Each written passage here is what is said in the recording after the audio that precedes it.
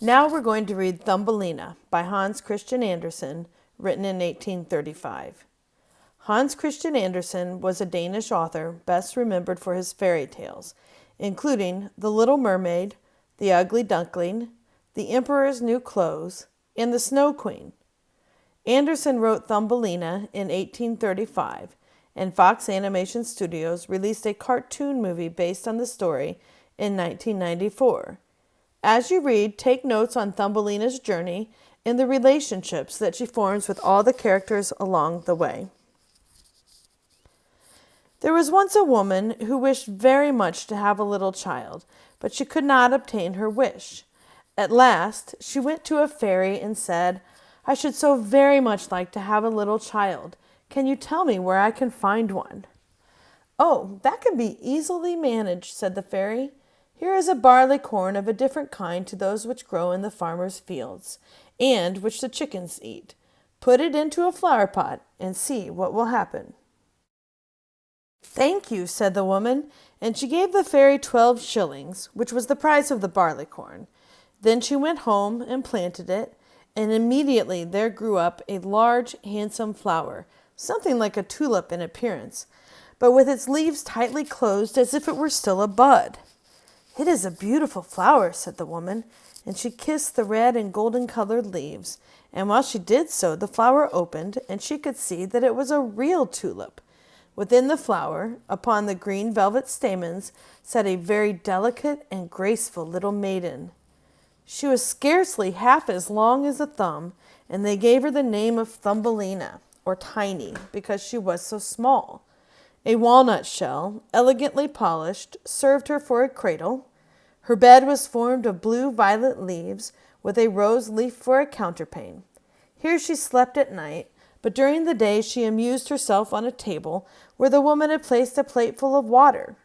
Round this plate were wreaths of flowers with their stems in the water, and upon it floated a large tulip leaf, which served Tiny for a boat. Here the little maiden sat and rowed herself from side to side with 2 oars made of white horsehair. It really was a very pretty sight. Tiny could also sing, so softly and sweetly that nothing like her singing had ever before been heard. One night, while she lay in her pretty bed, a large, ugly, wet toad crept through a broken pane of glass in the window and leaped right upon the table where Tiny lay sleeping under her rose-leaf quilt. "What a pretty little wife this would make for my son," said the toad, and she took up the walnut shell in which Tiny lay asleep and jumped through the window with it into the garden. In the swampy margin of a broad stream in the garden lived the toad, with her son. He was uglier even than his mother, and when he saw the pretty little maiden in her elegant bed, he could only cry, "Croak, croak, croak." "Don't speak so loudly, or she will wake," said the toad, "and then she might run away, for she is as light as swan's down. We will place her on one of the water lily leaves out in the stream. It will be like an island to her. She is so light and small, and then she cannot escape. And while she is away, we will make haste and prepare the stateroom under the marsh, in which you are to live when you are married." Far out in the stream grew a number of water lilies with broad green leaves, which seemed to float on the top of the water. The largest of these leaves appeared farther off than the rest, and the old toad swam out to it with the walnut shell, in which little Tiny lay still asleep. The tiny little creature woke very early in the morning and began to cry bitterly when she found where she was, for she could see nothing but water on every side of the large green leaf, and no way of reaching the land. Meanwhile, the old toad was very busy under the marsh, decking her room in rushes with wild yellow flowers to make it look pretty for her new daughter-in-law. Then she swam out with her ugly son to the leaf on which she had placed poor little Tiny. She wanted to fetch the pretty bed that she might put it in the bridal chamber to be ready for her. The old toad bowed low to her in the water and said, "Here is my son. He will be your husband, and you will live happily in the marsh by the stream." "Croak, croak, croak," was all her son could say for himself. So the toad took up the elegant little bed and swam away with it, leaving Tiny all alone on the green leaf, where she sat and wept. She could not bear to think of living with the old toad and having her ugly son for a husband. The little fishes who swam about in the water beneath had seen the toad and heard what she said, so they lifted their heads above the water to look at the little maiden. As soon as they caught sight of her, they saw she was very pretty, and it made them very sorry to think that she must go and live with the ugly toads. No, it must never be. So they assembled together in the water, round the green stalk which held the leaf on which the little maiden stood, and gnawed it away at the root with their teeth. Then the leaf floated down the stream, carrying Tiny far away, out of reach of land. Tiny sailed past many towns, and the little birds in the bushes saw her and sang, "What a lovely little creature!" So the leaf swam away with her farther and farther, till it brought her to other lands. A graceful little white butterfly constantly fluttered around her, and at last alighted on the leaf. Tiny pleased him, and she was glad of it, for now the toad could not possibly reach her, and the country through which she sailed was beautiful, and the sun shone upon the water, till it glittered like liquid gold. She took off her girdle, and tied one of it around the butterfly, and the other end of the ribbon she fastened to the leaf, which now glided on much faster than ever, taking little Tiny with it as she stood. Presently a large cockchafer flew by. The moment he caught sight of her, he seized her round her delicate waist with his claws and flew with her into a tree. The green leaf floated away on the brook, and the butterfly flew with it, for he was fastened to it and could not get away. Oh, how frightened little Tiny felt when the cockchafer flew with her to the tree! But especially was she sorry for the beautiful white butterfly, which she had fastened to the leaf, for if he could not free himself, he would die of hunger. But the cockchafer did not trouble himself at all about the matter. He seated himself by her side on a large green leaf, gave her some honey from the flowers to eat, and told her she was very pretty, though not in the least like a cockchafer. After a time, all the cockchafers turned up their feelers and said, "She has only 2 legs. How ugly that looks!" "She has no feelers," said another. "Her waist is quite slim. Pooh, she is like a human being." "Oh, she is ugly," said all the lady cockchafers, although Tiny was very pretty. Then the cockchafer who had run away with her believed all the others when they said she was ugly, and would have nothing more to say to her, and told her she might go where she liked. Then he flew down with her from the tree, and placed her on a daisy, and she wept at the thought that she was so ugly that even the cockchafers would have nothing to say to her. And all the while she was really the loveliest creature that one could imagine, and as tender and delicate as a beautiful rose leaf. During the whole summer, poor little Tiny lived quite alone in the wide forest. She wove herself a bed with blades of grass, and hung it up under a broad leaf to protect her from the rain. She sucked the honey from the flowers for food, and drank the dew from their leaves every morning. So passed away the summer and the autumn, and then came the winter, the long, cold winter.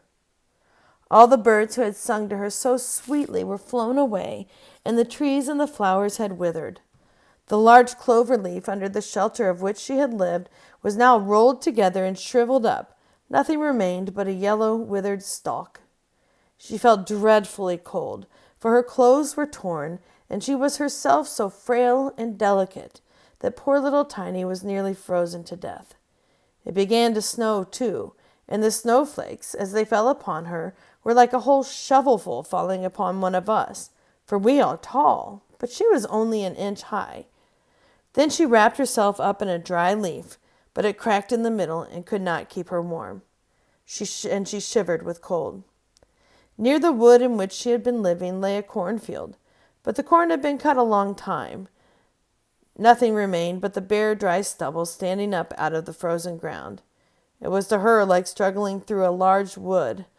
Oh, how she shivered with the cold! She came at last to the door of a field mouse, who had a little den under the corn stubble. There dwelt the field mouse in warmth and comfort, with a whole room full of corn, a kitchen, and a beautiful dining room. Poor little Tiny stood before the door just like a little beggar girl, and begged for a small piece of barleycorn, for she had been without a morsel to eat for 2 days. "You poor little creature," said the field mouse, who was really a good old field mouse. "Come into my warm room and dine with me." She was very pleased with Tiny, so she said, "You are quite welcome to stay with me all the winter, if you like, but you must keep my rooms clean and neat, and tell me stories, for I shall like to hear them very much." And Tiny did all the field mouse asked her, and found herself very comfortable. "We shall have a visitor soon," said the field mouse one day. "My neighbor pays me a visit once a week. He is better off than I am. He has large rooms and wears a beautiful black velvet coat. If you could only have him for a husband, you would be well provided for indeed. But he is blind, so you must tell him some of your prettiest stories."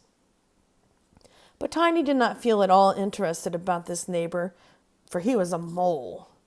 However, he came and paid his visit dressed in his black velvet coat. "He is very rich and learned, and his house is 20 times larger than mine," said the field mouse. He was rich and learned, no doubt, but he always spoke slightingly of the sun and the pretty flowers, because he had never seen them.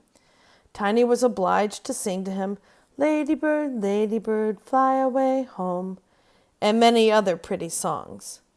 And the mole fell in love with her because she had such a sweet voice, but he said nothing yet, for he was very cautious. A short time before, the mole had dug a long passage under the earth which led from the dwelling of the field mouse to his own, and here she had permission to walk with Tiny whenever she liked. But he warned them not to be alarmed at the sight of a dead bird which lay in the passage. It was a perfect bird, with a beak and feathers, and could not have been dead long, and was lying just where the mole had made his passage. The mole took a piece of phosphorescent wood in his mouth, and it glittered like fire in the dark. Then he went before them to light them through the long dark passage. When they came to the spot where lay the dead bird, the mole pushed his broad nose through the ceiling. The earth gave way so that there was a large hole, and the daylight shone into the passage. In the middle of the floor lay a dead swallow, his beautiful wings pulled close up to his sides, his feet and his head drawn up under his feathers. The poor bird had evidently died of the cold. It made little Tiny very sad to see it. She did so love the little birds. All the summer they had sung and twittered for her so beautifully. But the mole pushed it aside with his crooked legs and said, "He will sing no more now. How miserable it must be to be born a little bird. I am thankful that none of my children will ever be birds, for they can do nothing but cry tweet, tweet, and always die of hunger in the winter." "Yes, you may well say that, as a clever man," exclaimed the field mouse. "What is the use of his twittering, for when winter comes he must either starve or be frozen to death. Still, birds are very high bred." Tiny said nothing, but when the two others had turned their backs to the bird, she stooped down and stroked aside the soft feathers which covered the head, and kissed the closed eyelids. "Perhaps this was the one who sang to me so sweetly in the summer," she said, "and how much pleasure it gave me, you dear, pretty bird." The mole now stopped up the hole through which the daylight shone, and then accompanied the lady home. But during the night Tiny could not sleep. So she got out of bed and wove a large, beautiful carpet of hay.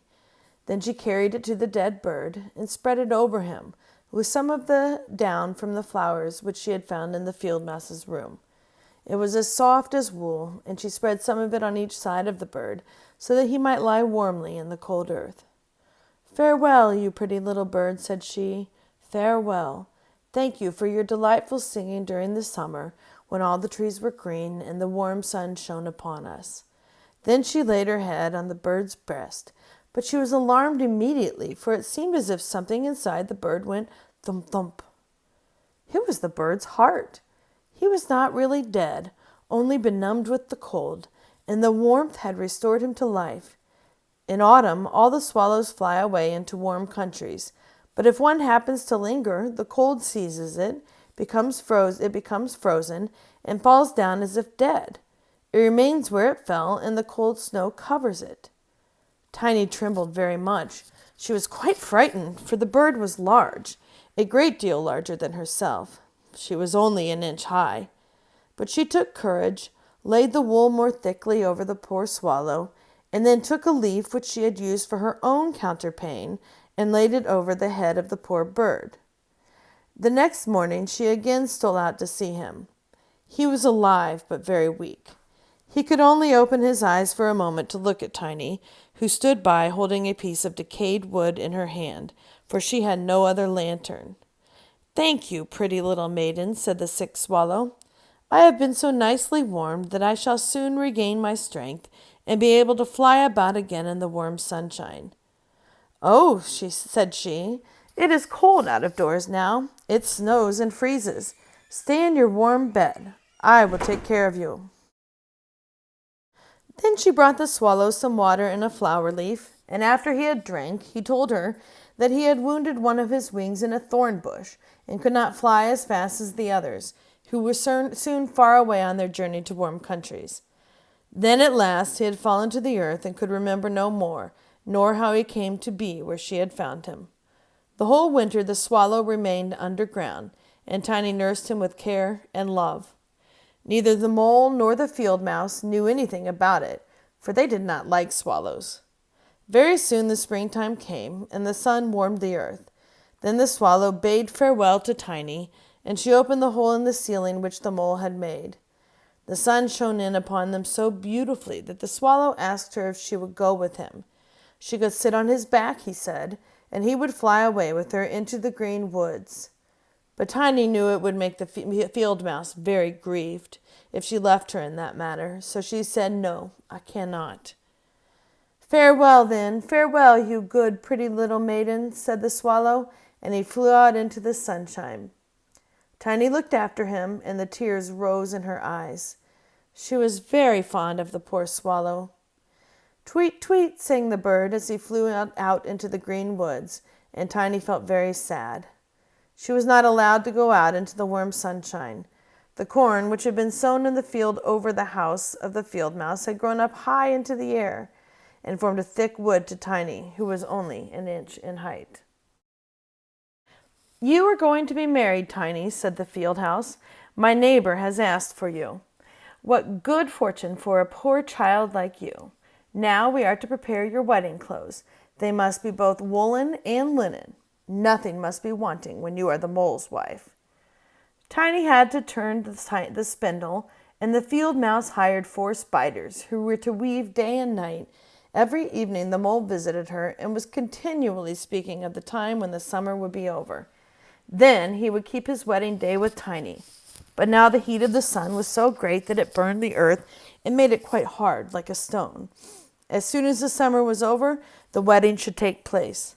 But Tiny was not at all pleased, for she did not like the tiresome mole. Every morning when the sun rose, and every evening when it went down, she would creep out at the door, and as the wind blew aside the ears of corn, so that she could see the blue sky, she thought how beautiful and bright it seemed out there, and wished so much to see her dear swallow again. But he never returned, for by this time he had flown far away into the lovely green forest. When autumn arrived, Tiny had her outfit quite ready, and the field mouse said to her, "In 4 weeks the wedding must take place." Then Tiny wept and said she would not marry the disagreeable mole. "Nonsense," replied the field mouse. "Now don't be obstinate, or I shall bite you with my white teeth. He is a very handsome mole. The queen herself does not wear more beautiful velvets and furs. His kitchen and cellars are quite full. You ought to be very thankful for such good fortune." So the wedding day was fixed, on which the mole was to fetch Tiny away to live with him, deep under the earth, and never again see the warm sun, because he did not like it. The poor child was very unhappy at the thought of saying farewell to the beautiful sun, and as the field mouse had given her permission to stand at the door, she went to look at it once more. "Farewell, bright sun," she cried, stretching out her arm towards it. And then she walked a short distance from the house, for the corn had been cut, and only the dry stubble remained in the fields. "Farewell, farewell," she repeated, twining her arm round a little flower that grew just by her side. "Greet the little swallow from me, if you should see him again." Tweet, tweet, sounded over her head suddenly. She looked up, and there was the swallow himself flying close by. As soon as he spied Tiny, he was delighted, and then she told him how unwilling she felt to marry the ugly mole, and to live always beneath the earth and never see the bright sun any more. And as she told him, she wept. "Cold winter is coming," said the swallow, "and I am going to fly away into warmer countries. Will you go with me? You can sit on my back and fasten yourself on with your sash.